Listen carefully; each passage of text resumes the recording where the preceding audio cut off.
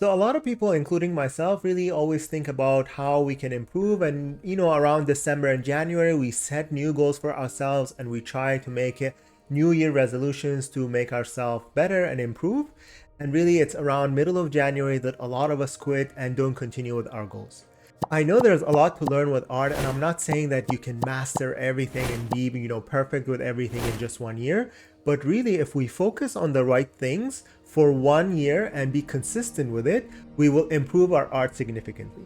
Over the last few years, I've learned so much, and I'm gonna just summarize my experience and how I would approach it if I wanted to do everything that I've done in just 1 year. So the first thing that I think is very important to learn and focus on and really practice a lot is form and perspective. Now, form and perspective might sound boring to a lot, drawing simple lines, simple boxes.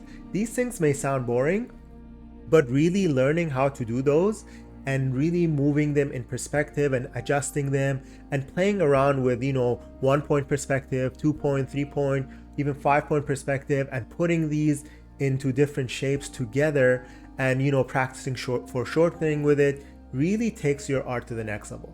A lot of these complex shapes, a lot of these, complicated paintings can be simplified into these simple forms and shapes. So I really think if you really want to improve your art, you should really spend lots of time in form and perspective and really understand it and really practice it. Start with simple cylinders, spheres, boxes, turn them, try and have it facing one way and then move it and rotate it. And then you can move on into more organic shapes, things that are really, more fluid. So it's not just a simple box. Then you can combine all of these things together and practice the idea of, drawing something and then try and rotate it in different directions. And doing this practice over and over again will help teach our mind and our brain how the 3D space works when we're trying to draw on a 2D surface.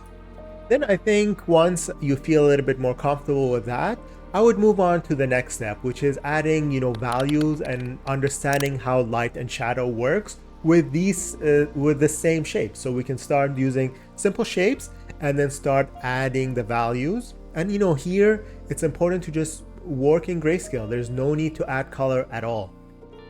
Start with grayscale, learn how the light would interact with different surfaces, how the light would reflect on it.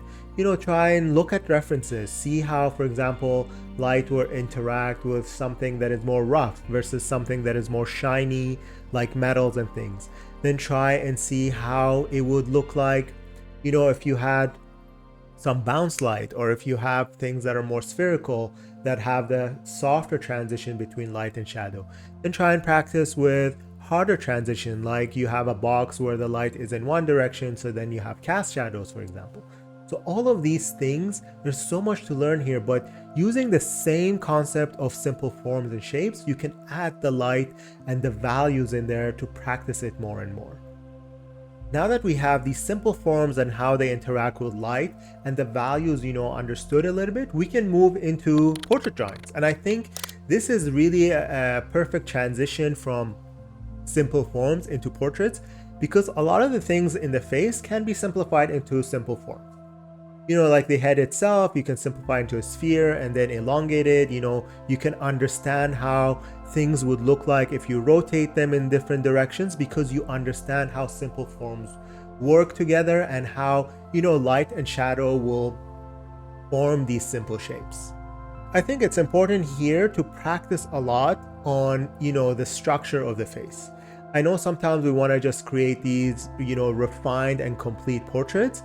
But one thing that I learned and helped me improve a lot was to try and do a lot of quantities of these and try and do them quickly to understand how to simplify things. So by trying to do it fast, I force myself to think, how can I simplify this so that I can do it quickly? And a really good challenge to do this is the 100 portrait drawing challenge. The challenge is to do 100 portraits in 10 days, and it really forces you to think about simplicity here.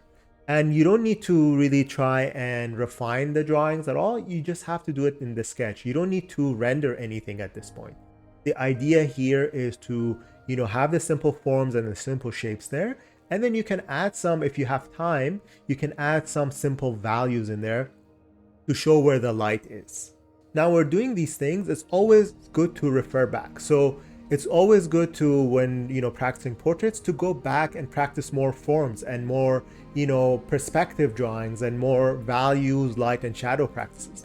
And I still do all of these things because every once in a while you get into a new drawing and you find that it is challenging. So you want to go back and understand, in this thing that I want to do, what are the forms and what is the perspective, and try and simplify things. And doing these practices will help with my new drawing. Now, after this, I think it's a good idea to start looking into gesture and construction drawings. I wouldn't jump into anatomy at all. I think anatomy, there's so much to learn here, but if you don't understand the concepts before it, you will struggle a lot with anatomy, and learning anatomy will not be helpful. I tried to jump into anatomy myself, and it was very clear and very, easy for me to see that, I needed to understand gesture and construction and how to simplify the body before I can add anatomy to it. So if we practice those forms and perspectives a lot of the things when it comes to simplifying the body is these simple forms. You can use just boxes, cylinders, and spheres. And if you know how to do those things and put them in different directions, different perspective, we'll be able to do construction drawings easily. And I would just spend lots of time learning how to do gesture and construction for the rest of the year. I wouldn't even worry about anatomy at all during this point.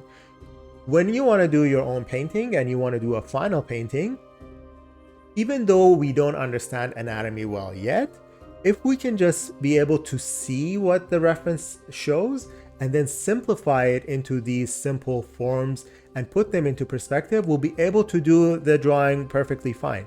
But learning anatomy later on will help us, be more imaginative, helps us be more creative with our process, and, deviate more from the reference. So I think, learning anatomy, of course, is important, but we can postpone it a little bit because everything else is a lot more important and is the basis before we can start learning anatomy.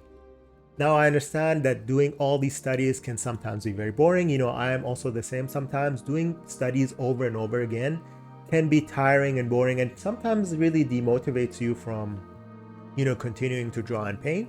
So I really suggest, mixing it up every once in a while and making a full painting.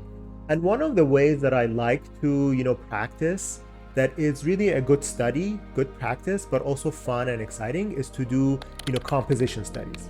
So how I would do composition studies is, look at film studies and try and, do screen caps from these movies.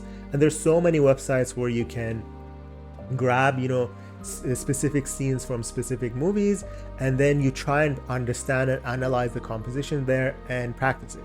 Now, what are the things that we should be looking for when we're doing these film studies or composition studies? The things that I would say is, how are things organized? What is the focus of the painting and where are things placed? There's a lot of composition ratios. You can try and look at these composition ratios and put them on top of the screen cap and see which one looks right and how did they use these ratios to make the scene look appealing. Then the next thing you could look at is just put the thing in grayscale. Again, goes back to the concept of values and light and shadow studies, and understand how the values emphasizes the scene. And looking at it in just grayscale helps you do practice of values so you can understand light and shadow more and different scenarios of light and shadow, but also understand how different values and can affect the composition and make the composition really work and better. And then finally, here is really where you can start understanding color as well. So color theory in general, there's so much to learn and understand there, but starting with film studies and composition studies, you can start understanding what are the colors that they use, what are the color harmonies here. And if you read a little bit about color theory, and read about it and understand the different concepts there, then you can add these things into your study and look at a screen cap and understand, okay, they use these colors because they work like this together, or what are the things that can affect the colors and the moods. Sometimes some colors portray specific moods. So it's good to, when you're doing these film studies, it helps bring everything that you've been studying up to today into one simple study that is, you can get a full painting out of it. And at the same time, it's learning a lot and understanding new concepts. Now, finally, I want to end with the concept of quantity versus quality. There's, different ideas that sometimes quantity is a lot more important than quality, but sometimes some others say, quality is more important than quantity. Why are you wasting your time doing so many when none of them look good? I think both things are important. So when trying to understand a concept, quantity is important because you get the mileage. Now, for example, when doing portrait studies, and understand how the construction of the portrait works, there's no need to render every single portrait and get it to the final stage. I think it's better to just try and sketch it out and understand the construction and the concept and the proportions first. And this is where quantity comes in place. You do so many and different variations. And then if you want, every once in a while, you do one full painting where the quality is there and you really spend the time on it. So when doing your studies, try and make a balance between both. Do some where you do a lot of quantity because you need to understand the concept more in different variations of it. But then every once in a while with the same study, do one where you really spend the time and render it and get it to the final stage so you can practice that thing as well. So I really wanted to make this video now to hopefully help you, give you an idea of, from my experience, what are some of the most important things that I think everyone should start with. And I hope this year goes well for you with practicing and learning and improving. And if you really commit to these things at the end of the year, if you look back, you'll see the major improvement that you've done over the year.